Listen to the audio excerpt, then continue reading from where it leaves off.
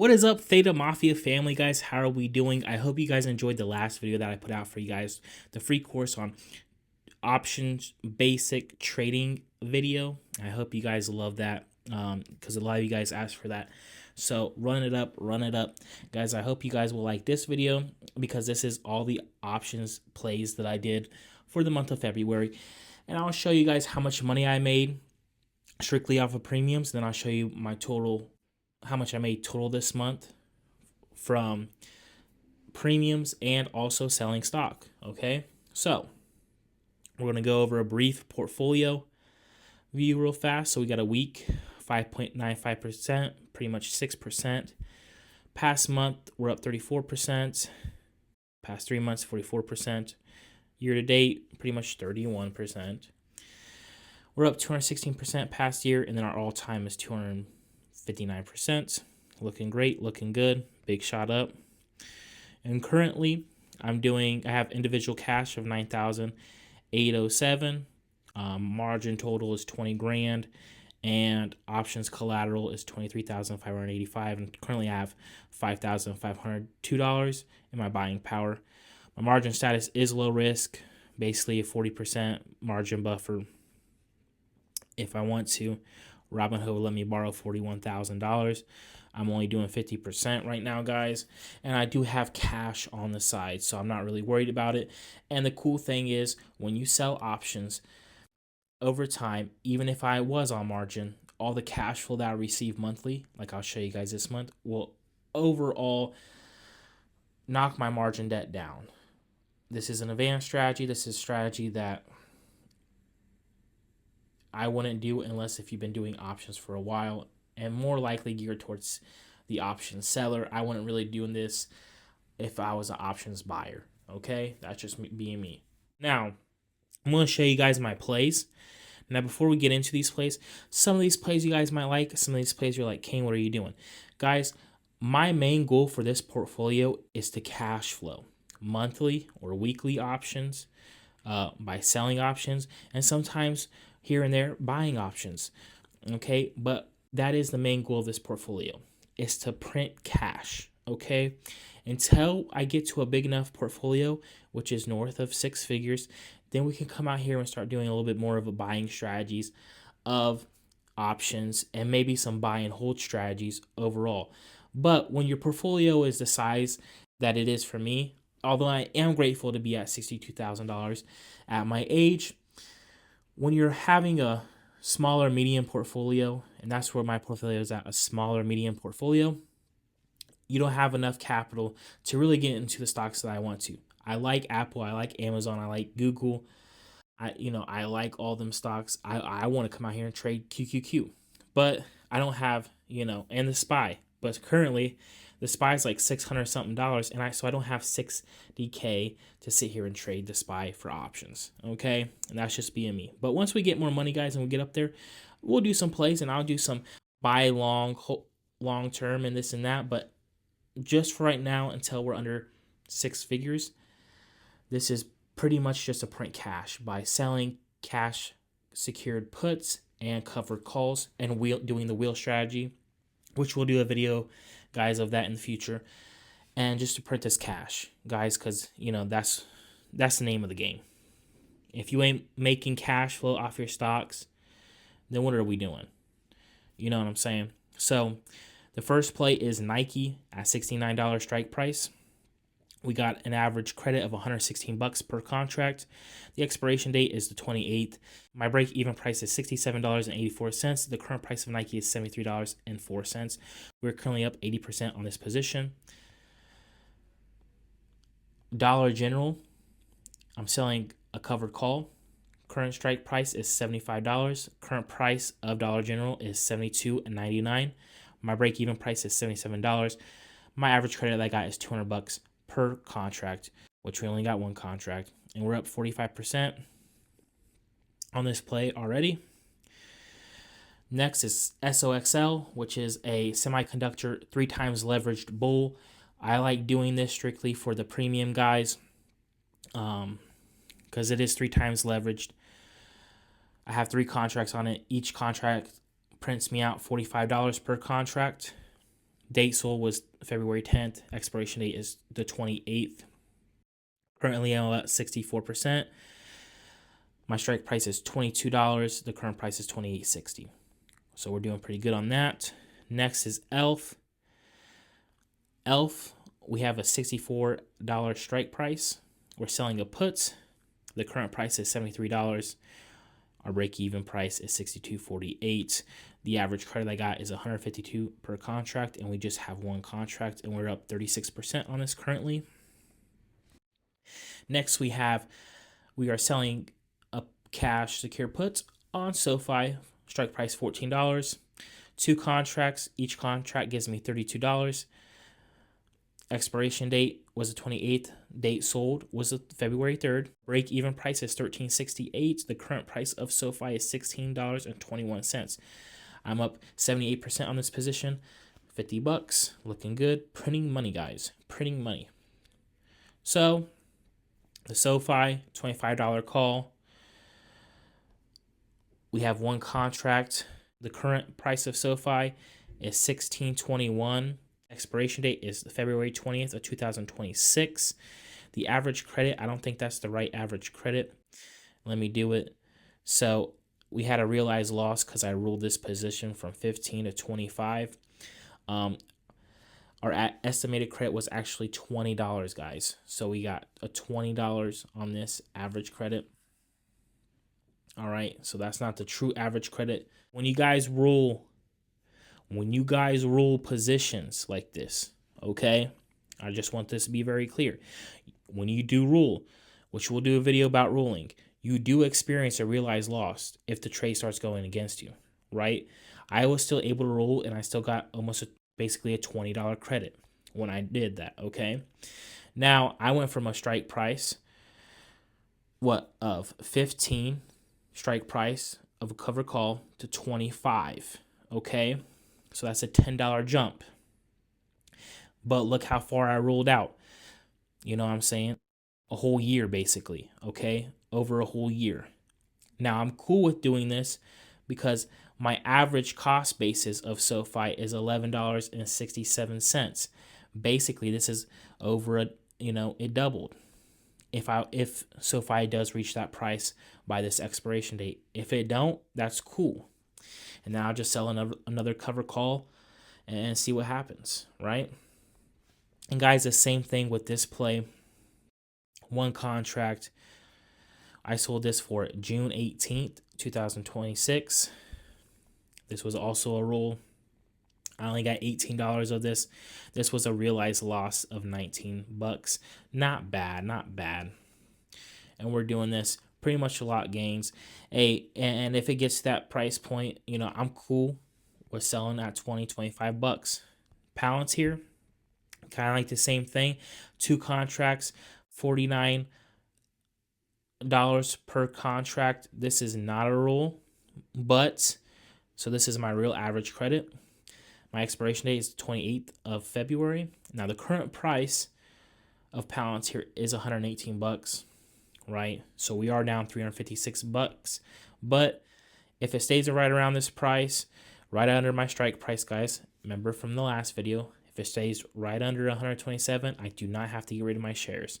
So we'll see how this week goes currently. And if it gets closer and closer, I might just rule this position out. And if I was to rule it out currently at these prices, I would probably rule out maybe in March, and then I roll up. We'll see what happens. So I would probably maybe roll to 131 or maybe 130 and see what happens. But we'll see what happens this week. We'll see if I roll. More likely, I probably won't. I already sold 200 shares of Palantir. I had 400 shares.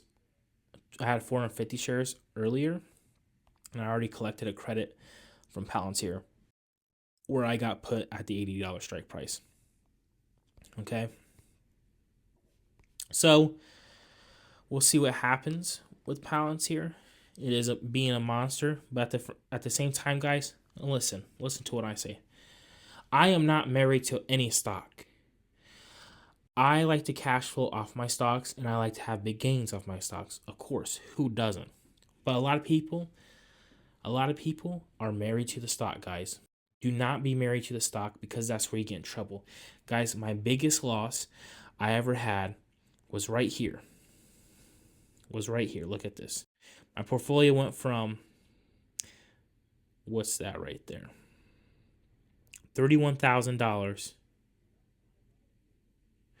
all the way to $7,453. So I took a loss of $10,030 basically. And what happened? I was married to a stock. And I didn't sell any of them shares until it was like $2 left. And they had just announced bankruptcy. And I sold instantly right there. Okay? So do not be married to a stock.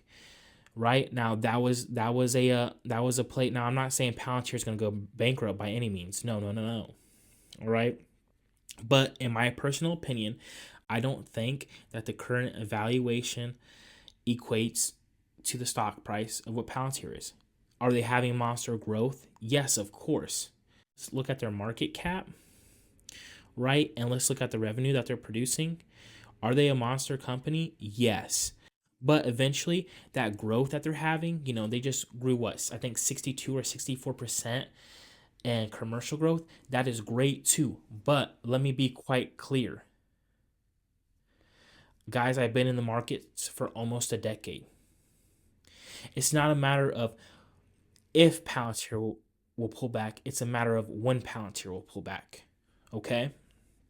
And so when it does, that's why I'm comfortable to sit here and sell 120, the majority of my shares, because when it does pull back, I can just buy back in. You understand what I'm saying, guys? So do not be married to a stock, because when you do, that's when you get in trouble. And I'm just being honest with you guys. Stocks don't constantly just go up and up, up and up forever. It's not a straight shoot up. This graph, my all-time graph, that is crazy. That is monstrous. It should not be. This front part should be like this. This is what a normal graph's supposed to look like this. Maybe go up over time, maybe experience some dips here and there. Not like this, all the way down and then shoots all the way up. That is not a normal graph, okay? And that's just me being honest with you guys. So, sorry for my little rant, guys, but I just had to say that to you guys because my main goal for this channel is to document everything that I do and to show you guys my results, but at the very same time is to teach you guys what I do and to make both of us money, to make both of us wealthy, okay? Now, I'm not a financial advisor. This is not financial advice. This is just what I'm doing, okay? And this is from a guy that just started with $17,000 in this portfolio, okay? And I didn't even start with $17,000. This is just money that I added over time over the last 8 or 9 years. Let's go my profit and loss, realized profit and loss. Let's go year to date. So year to date, we are up $8,000 because we made some plays in January. And then we're up 15 right here. We had some little plays right here. My February plays have not went through for selling options for the month of February due because I haven't closed my positions and it hasn't reached the expiration date. But once it reaches the expiration date, it will show through, guys. So this is all we did for the month of January. And then we got some February plays right here that we already did. Okay. And then I'm going to bring you to my own tracker that I use to track all my plays, since it doesn't have all these right here right now. All right, guys, here's my tracker.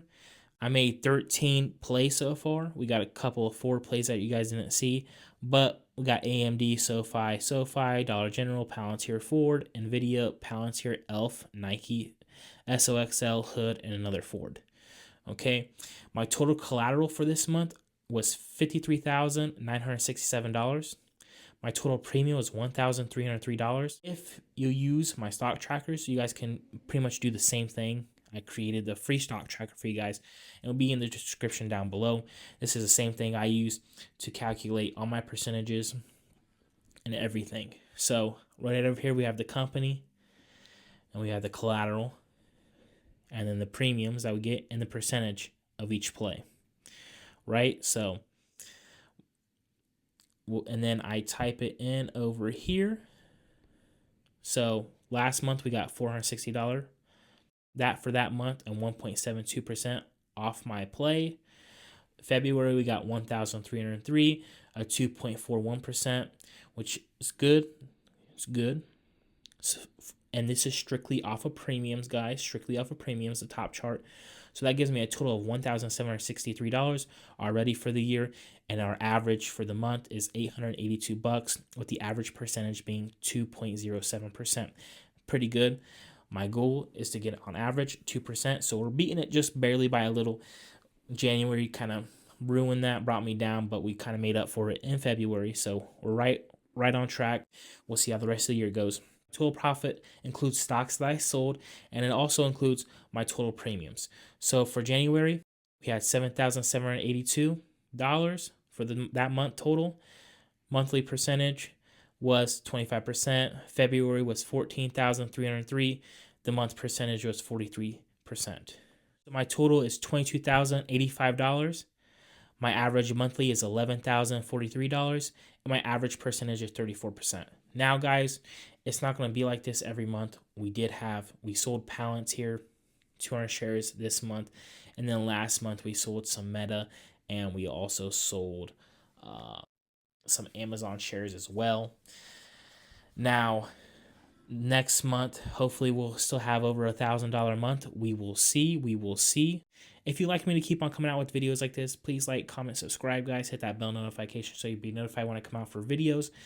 I like this little series that we do, so I keep you guys informed and on track of everything that I do. Please get that free stock market tracker.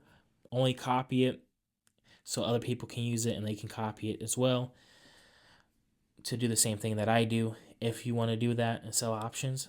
Also, please join the free Telegram group down in the description below, guys, where we talk about stocks, and we pretty much just have a free-for-all. We talk about everything, portfolio, risk management, everything, guys. It's free. It's totally free. Please join the Telegram.